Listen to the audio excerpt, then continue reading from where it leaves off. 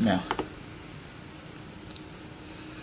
alrighty guys, I'm about to get ready to start vlogging, but before I do that, I'm gonna sit there and show you my quick little setup. Let's see, I got my mic here, so I can get some clear audio and put it to the video. I got the camera sitting back there and everything. So what I'm gonna do is I'm gonna record myself from the camera. The audio is kind of wonky, so I decided to record it clear from here, go and sync them up when I go into Sony Vegas, do a little video editing, quick magic. But yeah, I think that's about all the prep I need to talk about it. Now I'm about to go do my technical mumbo jumbo real quick. Stay tuned. Alright.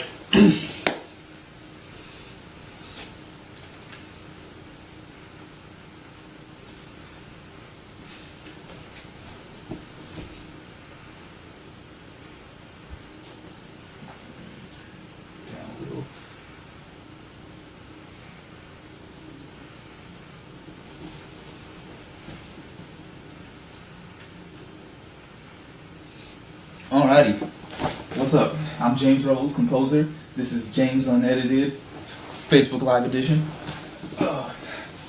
So, what I'm going to talk about today is, what is SAMM? S-A-M-M.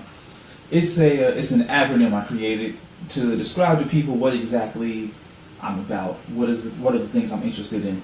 And SAMM stands for Science, Art, Math, and Music. Writing's also in there, but Sam W doesn't really sound very cool. And what it is I'm trying to make those subjects cool again. I guess kind of like the Bill Nye of creativity and arts to some extent. Because like what it is that the current people in charge, the baby boomers, they came from the industrial age type deal, and they're used to manufacturing jobs where engineering was of the highest importance.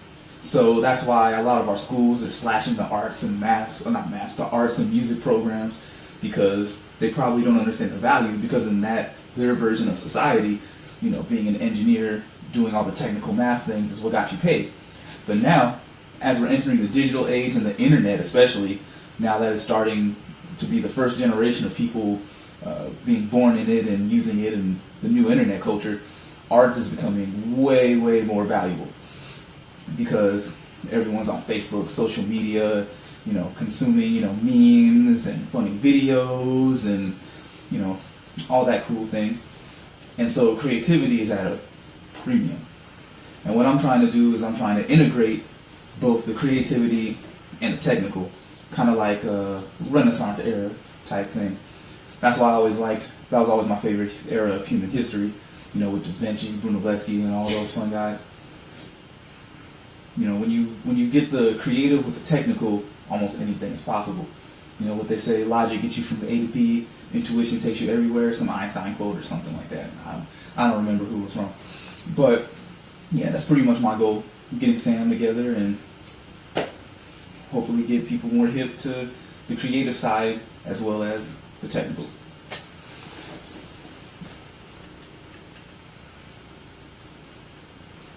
Cool.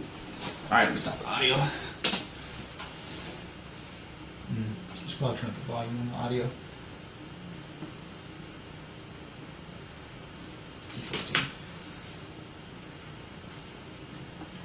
Alrighty. So, that was the first video on what SAMM stands for, my acronym, what the mission statement is. Now, let's see. Video 2. What should I talk about in video 2?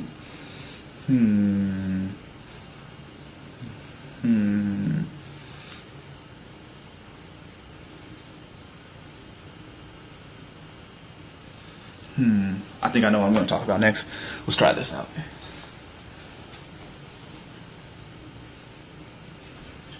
Actually, let's hit record here.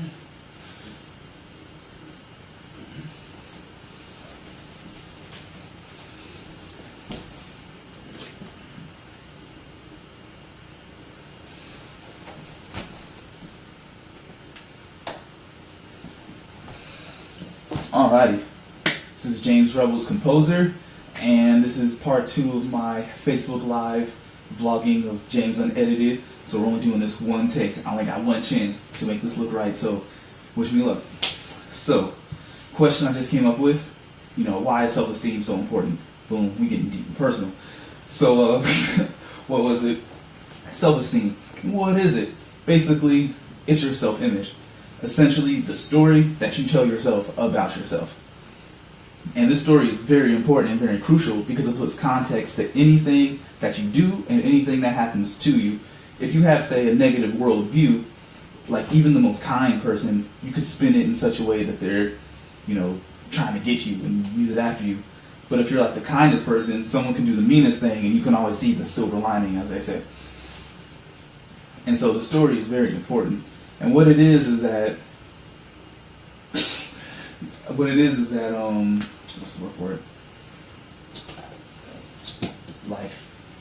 Like right now, we focus more on the surface area, what we can see and everything, and a lot of people don't really explore their own mindsets, their own self-image, because they assume that, wearing the clothes, putting all the stuff on, it kind of makes it obvious, but it really doesn't. You kind of have to go back and make that self-image. It's kind of like, let's see how to put it.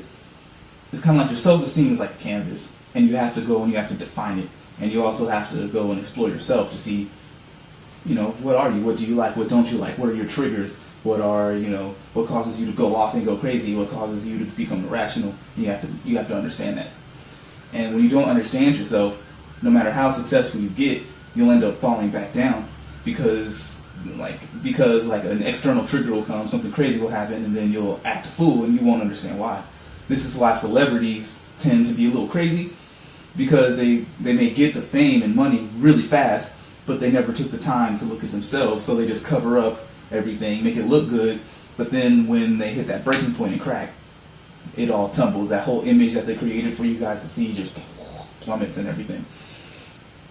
And that's why it's better to, it's like slow grind than it is to rush into it, because Eric Thomas always said, there's places that your talent can take you that your character can't keep you.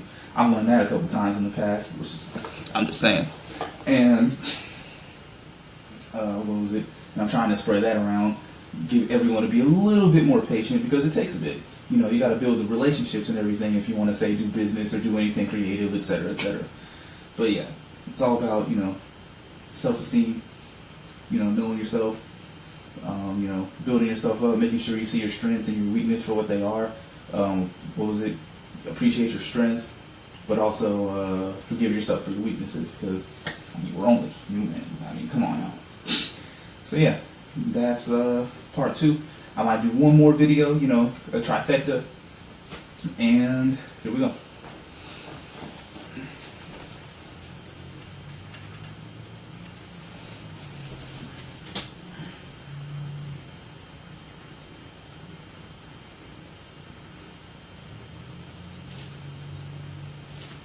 Alright, so let's see, that was video number 2, what is self-esteem, and me going on a quick little rant. Now I'm trying to figure out what I want this third one to be about.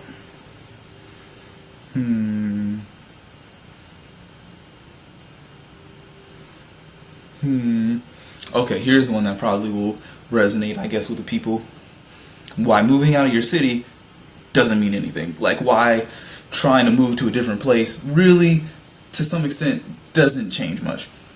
And I'm about to go do that now. Let me just get the setup going.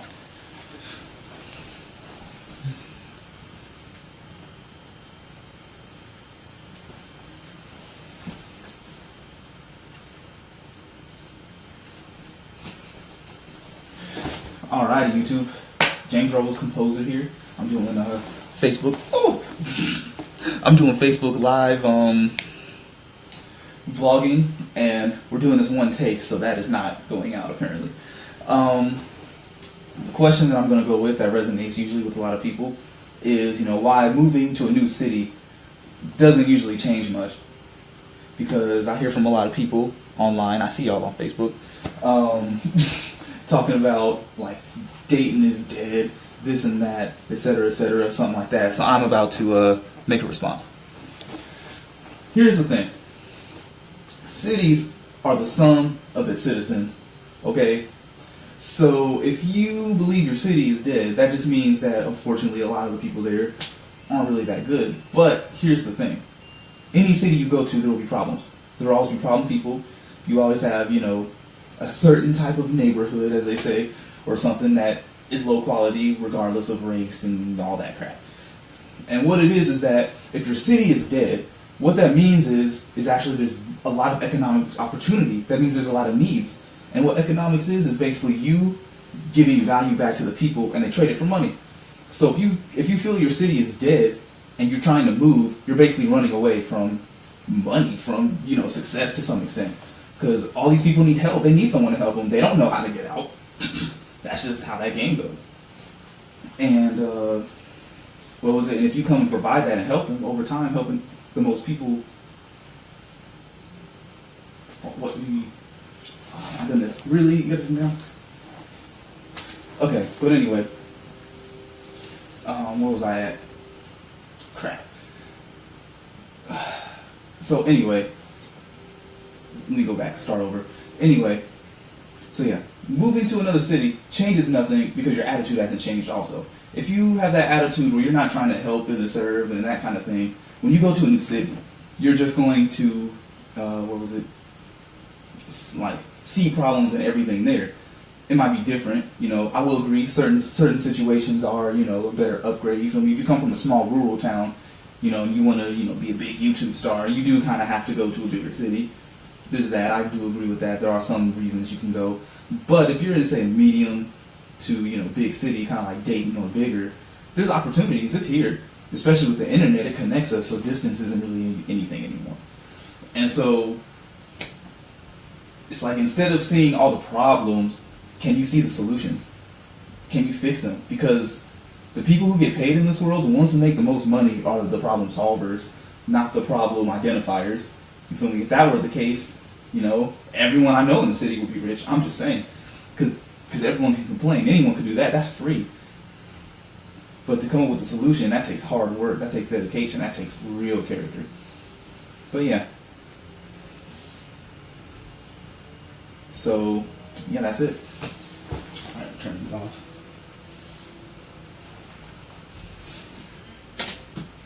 Oh my goodness. Alright, there we have it. Boom. 3 YouTube videos in the span of about 10, 12 minutes. Did it live for you guys so y'all can see the process, see how everything goes, see how really easy it is. You feel me? The hard part, I guess, is getting the equipment, to be honest. But yeah. So I hope you guys have a good day and happy music making, creativity making, learning, and all that fun stuff. Peace.